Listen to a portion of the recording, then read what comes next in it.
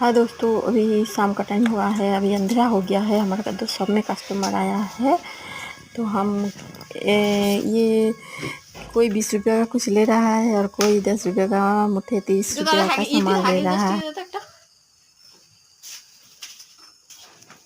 তামুল কই আছে? তামুল দে, এখান থেকে দে, তুই দে।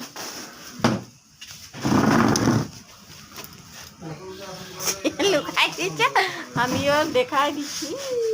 লুকাই দিচ্ছে, আমি ভাবছি আমি ওরকম ঝগড়াই করে দিচ্ছি। হ্যাঁ তো দিয়া দিতে 420 টাকা কইছি না আমি দিয়া দিতে। কত তামুল?